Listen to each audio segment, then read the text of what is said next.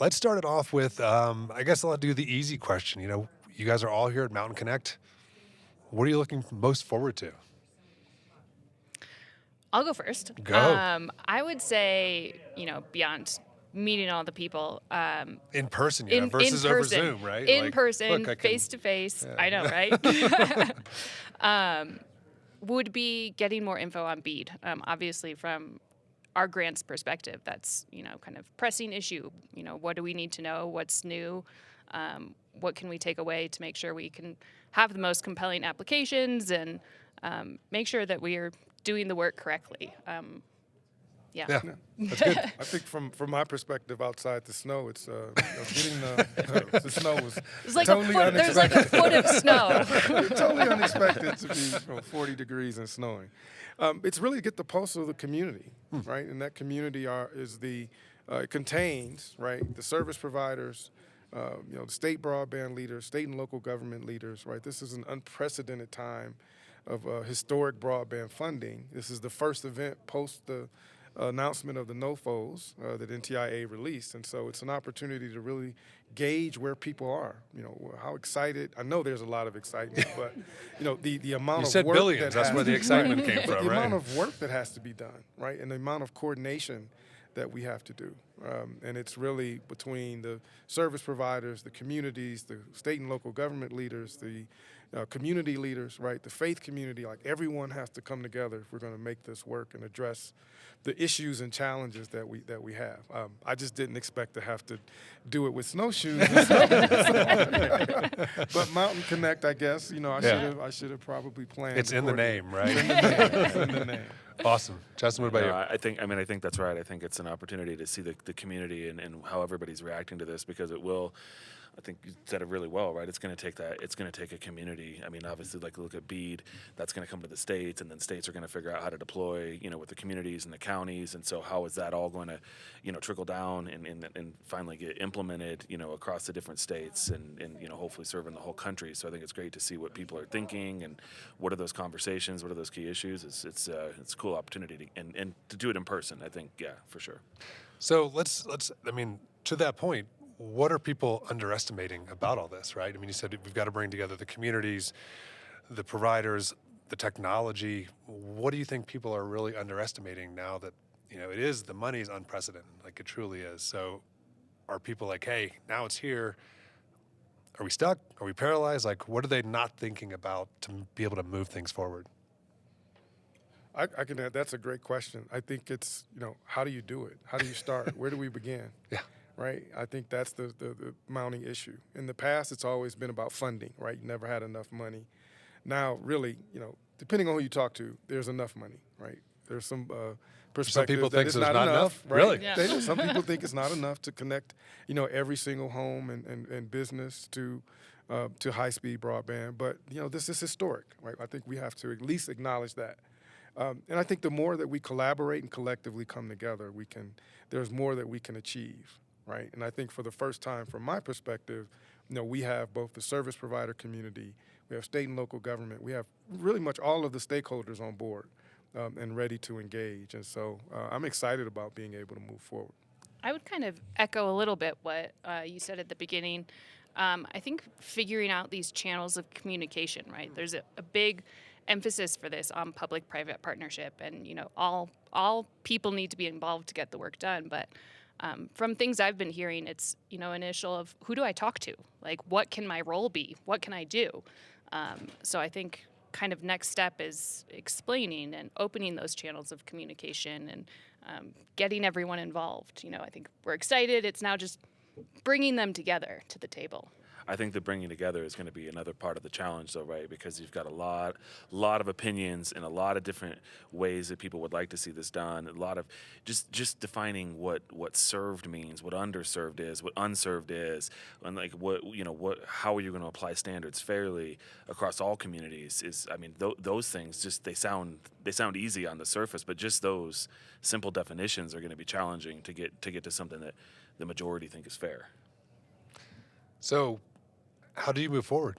How do people move forward, right? At the end of the day, right, we're trying to give insight to people like, hey, let's take this step. What are some tips that we can provide to them to say, hey, I'm a community leader.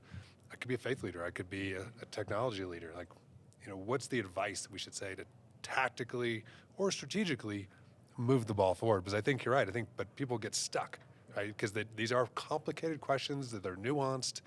How do we move them forward? So this has been my area of specialty. I know. Right? So I immediately deferred. No, immediately, at least with the BEAD and digital equity. And then there's also state money and private equity money that's out there. We've got to get involved, right? And what does that mean? I mean, we got to be at the table, right? So with, like we are now, right? Very nice table. But we have to, community leaders, we have to engage, particularly with the Digital Equity Act and the BEAD money, you have to engage with the state broadband office that exists right now. Like, we have to be at the table when these pre-planning and planning discussions are happening. To his point, talking about where are unserved and underserved areas. Yeah. And what does it actually mean for us to develop a plan of action to address their needs. And it's not just the physical infrastructure.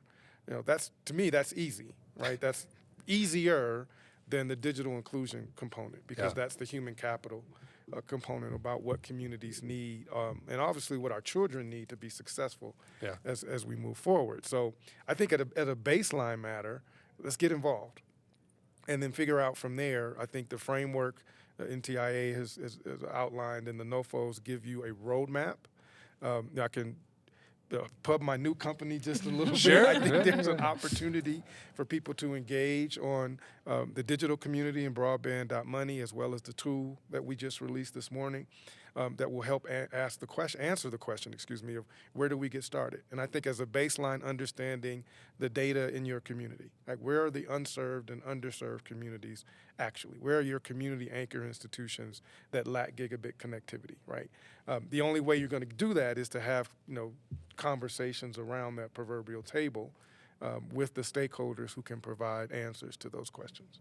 Yeah, I would add to that, and this is something I actually saw in the NTIA webinar last week, I think, but actually getting out into the community, I think, will be an important component that sometimes comes to mind later on. But, when you're even just talking about digital equity, we want to reach the people who might not know about this program. Those are the people, you really want to help. And that does mean often getting on the streets, going into these neighborhoods, going out to meet people where they are, and language translators, making sure that you're reaching people who, English isn't their first language. So I think there's going to be a lot of groundwork, and not just, I think everyone will need to be involved in that. I think that's ironic. If you mind jumping, I think it's ironic. We're talking about technology, but to reach the communities that we're talking about reaching, it's going to be interpersonal communication, right? It's going to be on the ground, as you said, engaging with them directly, with the goal, hopefully, of being able to reach them through, technology and other technological platforms. No, I think that's right, because I was just at a stakeholder meeting for the state of Colorado had in the southwest part of Colorado, which is one of the more underserved parts of the state of Colorado, and came down, the broadband office came down from Denver to meet people in person and hear what they had to say, because a lot of it's like, look, I've seen the maps and it says we're covered, but I live here and I'm telling you we're not. So like, what do we do? What do we do to challenge that or overturn that or tell our story? Because I think everybody's putting a lot of hard work into the maps and the data, but the data is always going to be a little bit imperfect, right? And so you need those stories that the people can tell you that are on the ground. They're like, I don't have connection at my house, so even though it says I'm covered, like, let's talk about what's reality for me. And I think that's really important to get that out. But like you said, those are the people you have to reach in person. You can't. They need a chance to have a voice. And I think some of the states are doing a good job at trying to get out there and talk to those people directly, so they can be heard. It's interesting, even if you look around at if you go down the exhibitor hall, everything is about technology. And all three of your points, it does seem maybe we're overlooking, that piece of the true, feet on the street, the engagement in the community. How do you actually get them involved in this process? Because, right, I think we've solved the technology problem. I think we can all agree, right, that we understand how to deliver broadband, whether it be fiber optics, whether it be fixed wireless, whether, there's lots of ways to deliver it, but that community piece seems like we definitely need to put additional focus on. Well, and I think there's already a good start. I mean, this is one thing that I think we saw with the CMC program is that there are a lot of people already doing this work, right? A lot of the applicants say, I'm in my community. We have a program like this already where we go and we tell people about, how they can get cell phone coverage. Like, there's people out there doing this work already. So I think utilizing those folks, who have the experience, who know how to do this kind of on the ground community engagement. It's not reinventing the wheel. Like Right. there's people out there doing it. It's, making sure we get them involved, the experts and Widening the approach, having more people at the table, right? And So how do you get people to the table though? You got to use all hands on deck, right? So you have to podcasts like this, Yep. webcasts. We have to do community meetings. You have to engage local leaders. You have to go to the faith community. We've got to get the word out beyond, just posting something on a website, Right. Or putting something through the, It's not the Field of policy Dreams, ones, right? Just build it and they will Yeah, come. yeah, Like build it's it and they will come, right? We've got to, and that's why I think this comprehensive approach of having all of the stakeholders involved will, I will say, filter down. I don't like that trickle down, filter down. We want the information to go down to the community, who can then act accordingly. Right. trickles too slow. And trickles too slow. And funnels You need too a slow, fire right? hose? You want a fire hose down? Right. Because if you look at a lot of communities, and she referenced the Connecting Minority Communities pilot program, which I had the honor of being able to stand up at NTIA. We engaged a lot with the institutions of higher education, particularly HBCUs, TCUs, MSIs. They already have a presence in the community. Right? They are the lifeblood in many instances, the economic and social hubs of the communities in which they sit and serve. So filtering information through them that then gets out into the community is fairly easy, right? The hard part is many of these communities do not have relationships at the state level. And some don't even have at the local level, right? And so what we can do through this process using service providers and entities like Learn, Design, and Apply, we can really bring all of the principal stakeholders to the table to really address a fundamental issue that I think we should be embarrassed, quite frankly, in this country, that we have such an equity when it comes to the provision of broadband and technology. If you just look at the pandemic, right? Yeah. Right, and it uncovered how much of a challenge it is for communities that don't have robust broadband access, and it's time that we do something about it.